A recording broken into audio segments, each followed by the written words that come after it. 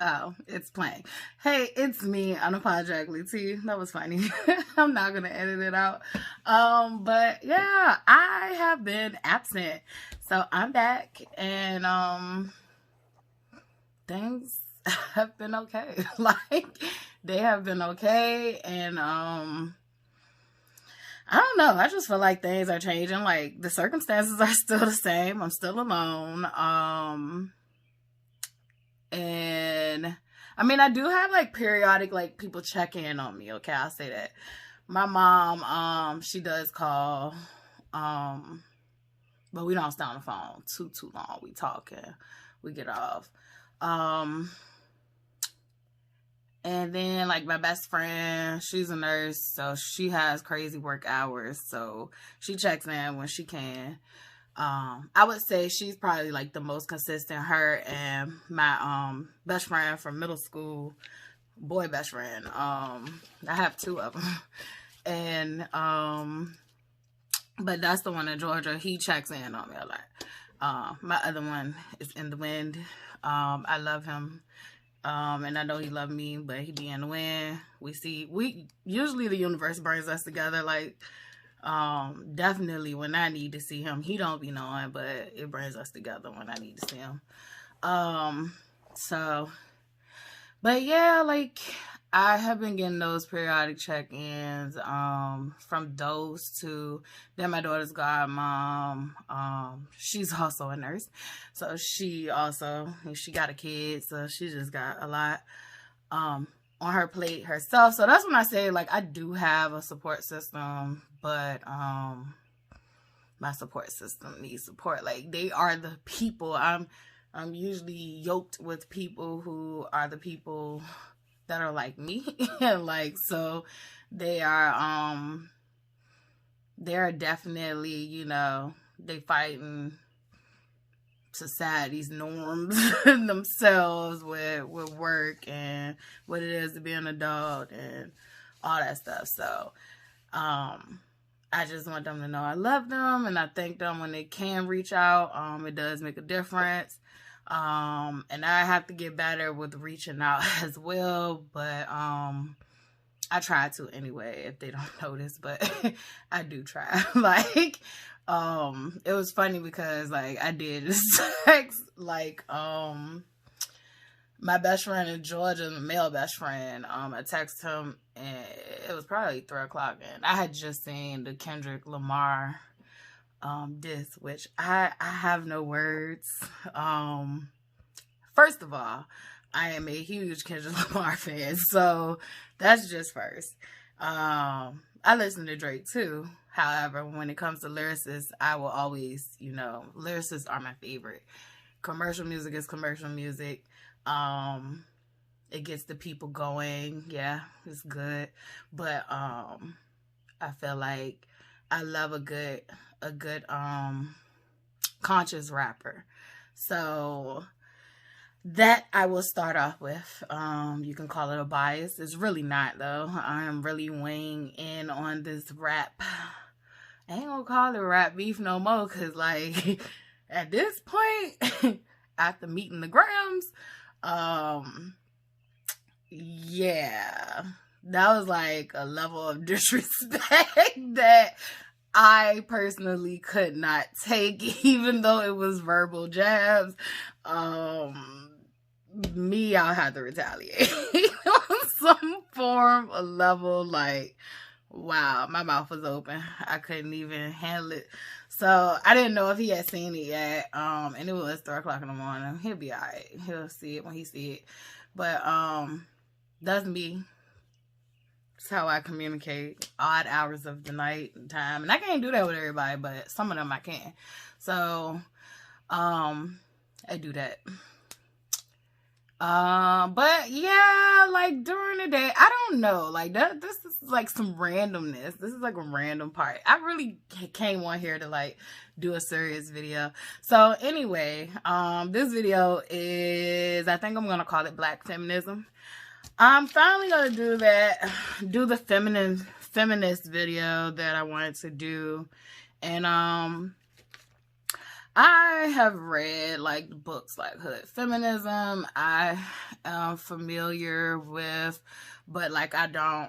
That's one thing that I'm gonna say about me. Like I have a plethora of knowledge about a lot of different things. However, just like anybody else, I'm not always able to keep details of everything deeply.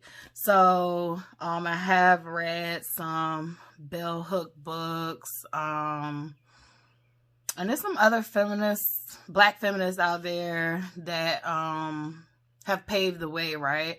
I've even researched, when Sojourner Truth, she did her speech and how they changed her speech. Like I just learned that not too long ago, maybe like 2 weeks ago, like how they actually changed Sojourner Truth speech and they put ain't in there. But Sojourner Truth wasn't from the South. They just assumed, or like she was black, and you know how they assume everybody speaks a certain way, and no, it just depends on where you come from. But she definitely, I think, said isn't, and they put ain't. And so there's actually I think her name was Aziza, but she was the woman whose father unfortunately was sexually abusing her.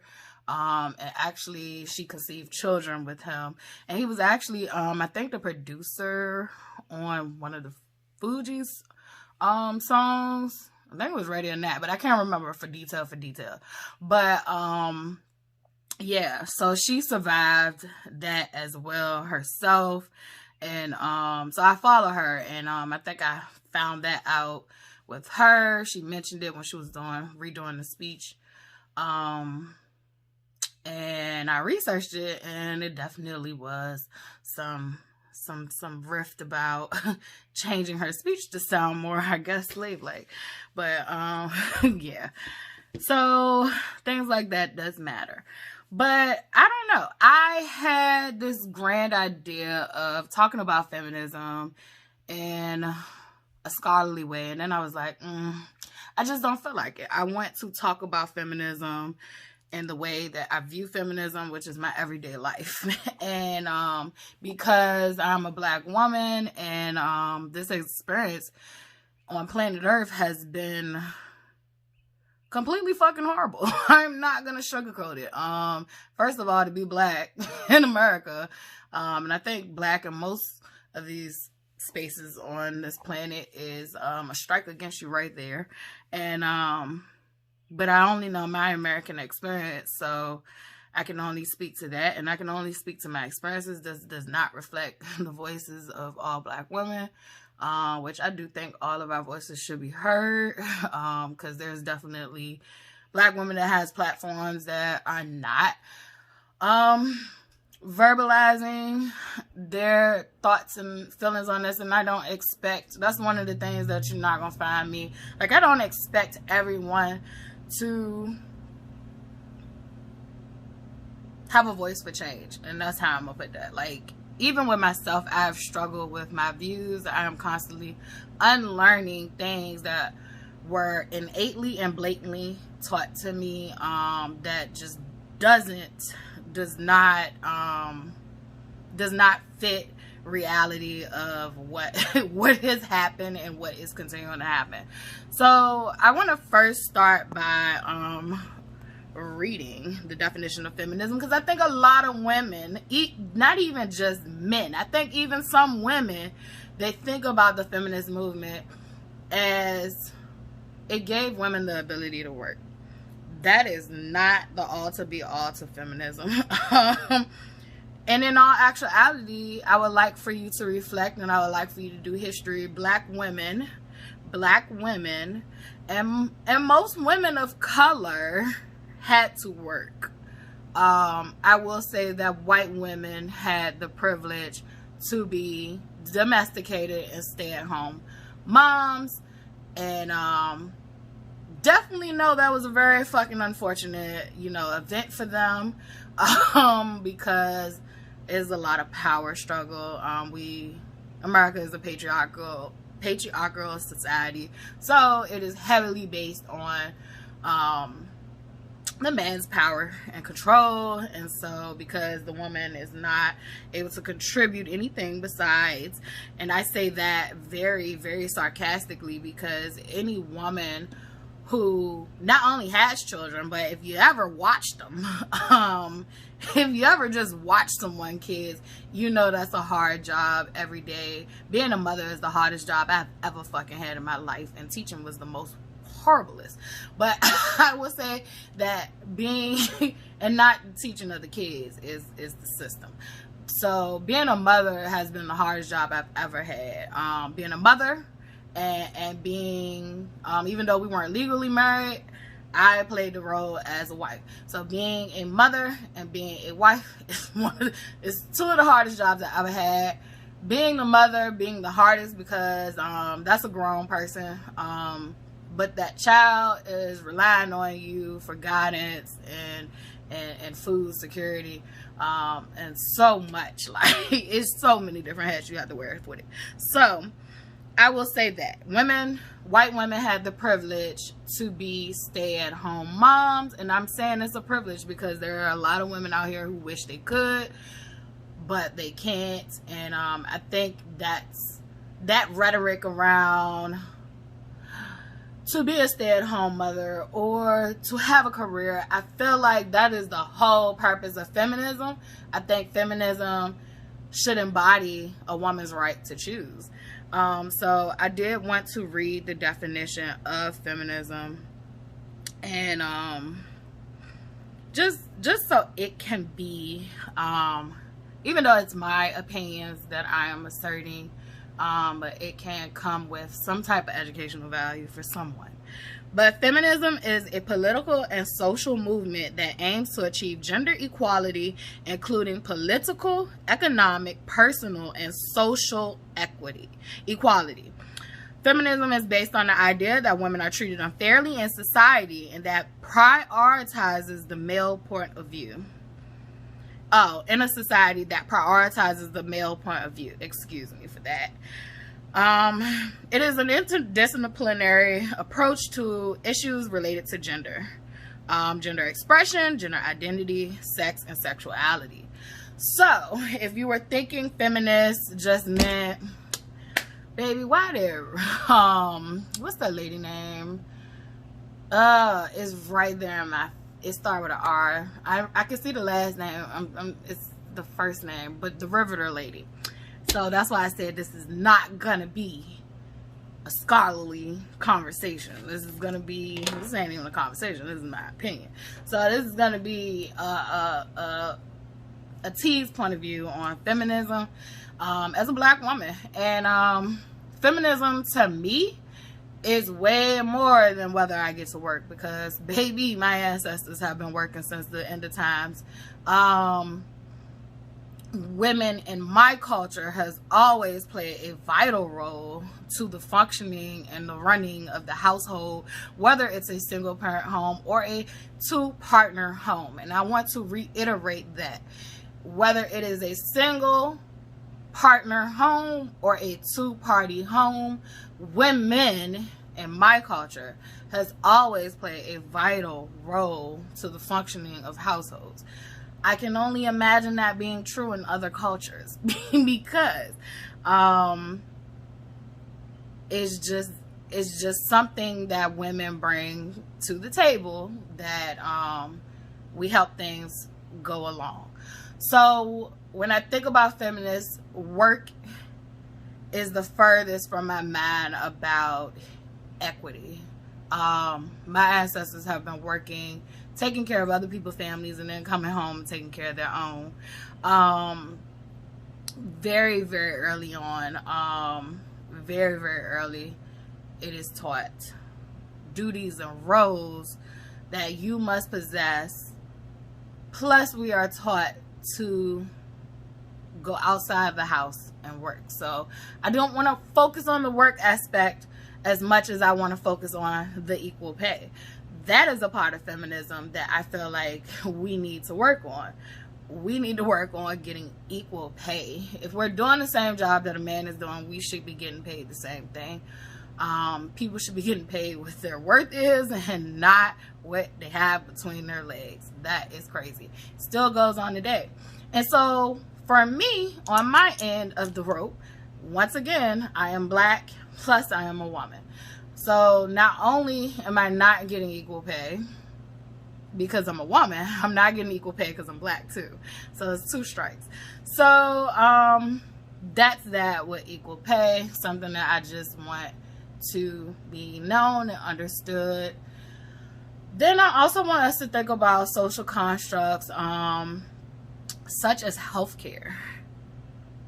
Black women who are fighting for equality are fighting for fair, ethical healthcare.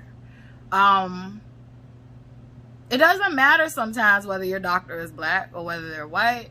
There has been statistics done that shows that you are more likely to survive and live with a black doctor than you are with their other counterparts. So that's showing you that something's wrong there. However, that doesn't mean that you don't come across a black doctor who will ignore your symptoms, ignore your pain, or just ignore you, period, and invalidate your whole illness and your whole pain threshold. Like, they're just invalidated. And I blame colonization. And I feel like as a black woman, a lot of this stuff adds up to colonization. At the end of the day, all of it is the root of all evil. They say money is the root of all evil. Well, who fucking created it? So, and I know money existed in all civilizations, whether you look at money as gold or what the heck ever. Like, currency has existed throughout all these civilizations. However, I'm going to speak to this civilization, this time period, this era, and the root of all evil isn't money. The root of all evil is the person who manipulates money and who knows that money brings power and deprives other of that said power, of the said resources. So when I think of feminism, that's what I think of. I think of the unequal healthcare. Like, so it's not created it's not created equal. Back in the day, there was an actual doctor. His name is slipping me, and I'm happy it is. But you can research it. It's floating around the internet. But like, he used to do experiments on black women without any anesthesia, and just did horrible experiments. And his reasoning behind it was that we did not feel pain the same way others felt pain. Like, so we did not feel pain the same way white women felt pain. And so many horrific things was done to black women in the name of science. I don't call that science. I call that evil. However, it's still that culture of this stuff floating around today. When we go into the hospitals, black men, they so smart, they won't even go up in there. And then I'm gonna say they're not smart because they still need to make sure their health is right. But they, for good reason, don't even want to go up in there. Like, I remember being with a doctor, like, he would not go to the hospital without me. And I laugh and chuckle at that, because there has to be some, like, passed down generational trauma. Like, him as a black man just knew to stay away from the fucking hospital. And but we came up in a different time where it was okay to go to the hospital, and but some reason, like, this man would not go to the hospital without me. Number one, I saw a man who knew how to verbalize to anyone and everyone, but when he would go into the hospital, sometimes that verbalization of, what his symptoms was would fleet and leave him. He would forget things. So I was always the one advocating for him when he was in the hospital. Like, like you said, this was wrong too. Like, so I think that was like a sense of comfort. So I could just literally see the anxiety in him when we went to the hospital. Even when I left him. He had a fucking emergency, a medical emergency. Like, even the nurses was like, you know, next time this happens, like, you need to come in here. And like, I didn't even know it was that bad. He just kept complaining about it. And I was like, if he keep complaining about it, that meant something was wrong. So, long story short, met him at the hospital. Couldn't believe my eyes. And they couldn't believe theirs. And like, that man would have stayed at home and like probably would have lost a part of his body because he was scared of going to the hospital. So, on the other hand, you got Black women who we are not afraid to go to the hospital. We are not afraid to advocate for ourselves. However, we are still getting piss poor health care. It doesn't matter what our insurance is. It doesn't matter any of that, because sometimes they just prejudge you. Sometimes they just automatically think you're coming in there on welfare. And I feel like it shouldn't matter whether you are or you aren't. You're still getting paid, so you should be giving out health care to us all. Yes, Black women, we can endure pain. However, that does not mean that just because we can take pain doesn't mean, and not all of us can. Like, that's a misconception. But just because we can doesn't mean we should. And I would like to put this into context. When anesthesia first came out for women to have their babies, Black women weren't allowed to receive that. My grandmother, my mom's mom, had all 14, well 15, because one of them died at birth, all of her kids without anesthesia. And my mom was coming up during a time where, you know, you could get it, but her mom didn't get it. And so there were white women that did get to receive it, and Black women did not. I want to think about some other ways that feminism affects Black women differently than it does white women. I think one of the biggest ones for me is, I feel like looking back at history, the relationship between men and women, if you think about it, like, we were slaves. We were not free people when white women were even, you know, advocating for the right, you know, certain rights to vote. Like, they got a lot of these rights before we did. And so we were kind of left out in the back. And when I think about things like that, I think about how Black women will always fight for Black men. We will fight for white women. We will fight for Asian women, Hispanic women. We will fight for the gay community. And I'm going to say y'all letters, LGBTQ. And I think it's A+ or AI+. And I'm still learning, and I am not going to hold you. I was raised that, you know, morally it was wrong. I don't care about that anymore.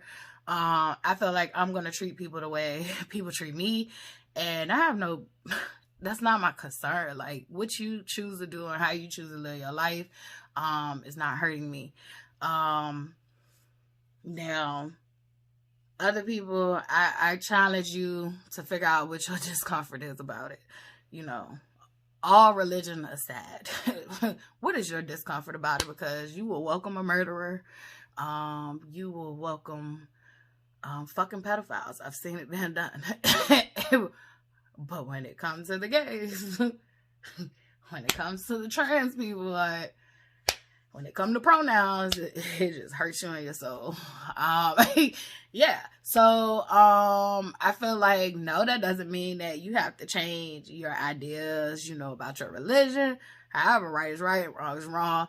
And, I don't think God is too kind of you being mean and nasty and, disgusted with people because what the fuck they do on their spare time. It just doesn't make sense to me. I think it's some deeper rooted shit in there. Like, are you overcompensating for something? You know, like, why is it discomforting to you? far as you being homophobic. That's what I would say. Because you cannot agree with something. Like, you can morally disagree. I morally disagree with abortions. However, I still think people have the right to choose. Let the doctor and that person deal with God and their consequences, you know, on their own time. But however, I don't think we should be over here policing people's bodies. So I definitely have gone off, but I wanted to say that, like, Black women, we typically support everyone in their cause. We stick up for injustice everywhere, and I think that's why we ain't getting far. We do have allies in this. I know we do. But I do feel like we are not getting anywhere, because what ends up happening is it becomes this melting pot of this melting pot of injustice. And even though we're all being oppressed, what ends up happening is our special case or cases gets, I feel like, lost in everybody else's issues. And I don't see people advocating for us like we advocate for them. It doesn't mean that it doesn't happen on a smaller scale, but I just don't see it happening. I feel like white women get their rights and they're happy and they go about their day, not understanding that, like, you still have rights that we are still catching up to. You still have privileges that we are catching up to. The fact that you can cry tears and someone will take your word over someone else's because you are crying just goes to show that, you know, your privilege, your vulnerability, which your softness is still intact, because we don't get viewed the same. I feel like a Black woman can cry and no one would care, because we're crying every day, right? We cry when we show up to the workplace. But no one can really see our tears. We cry, you know, taking care of our families so hard. We cry. But I want to say this. We will not be equal until we're all equal. So I feel like, far as the feminist movement, things has to get focused more of the people who are being oppressed.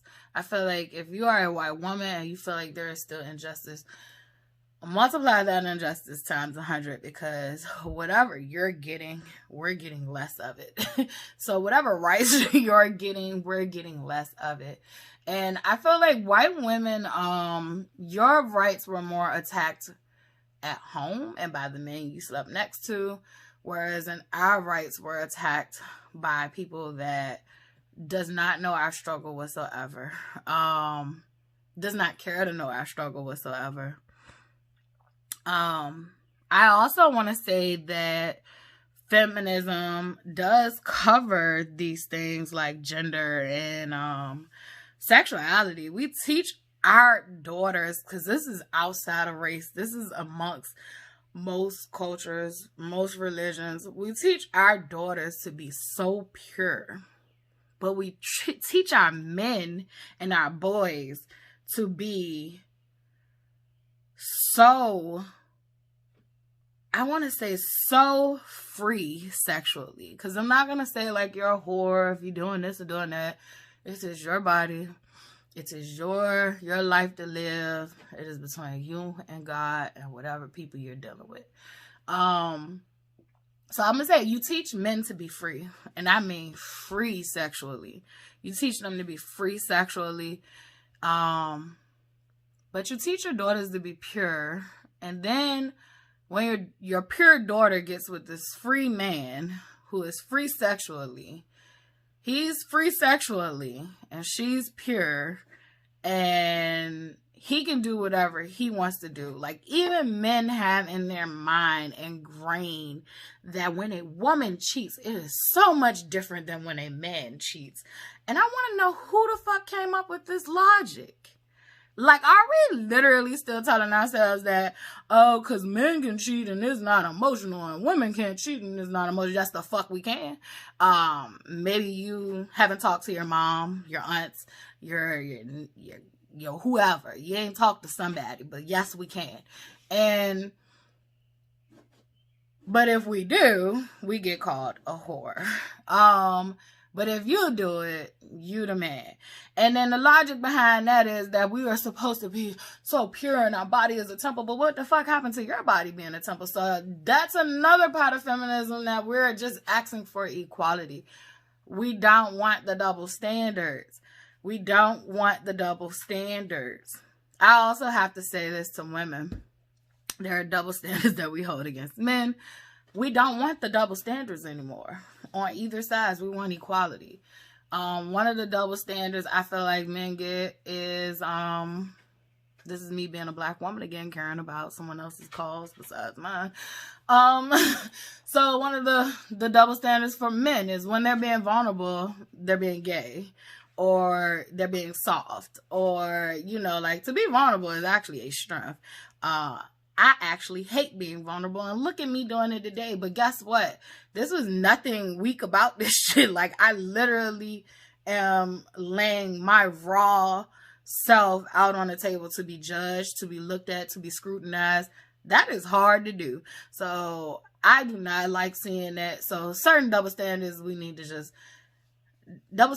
go, period. What's good for the geese is good for the gander. Or is it what's good for the goose? What's good for the goose is good for the gander. Excuse me. I don't know. Whichever one it is. Heck, this American language is getting on my nerves. And I'm learning Swahili, so my brain just be all over the place with words and phrases.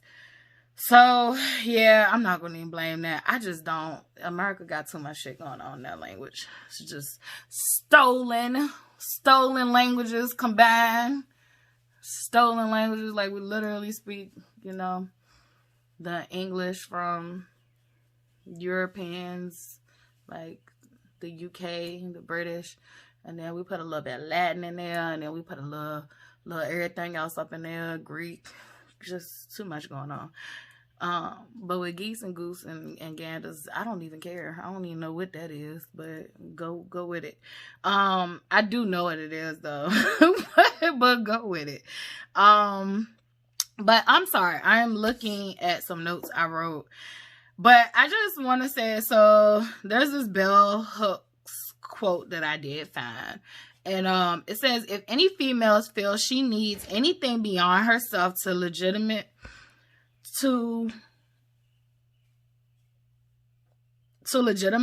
and validate her existence, she is already giving away her power to be self-defining and her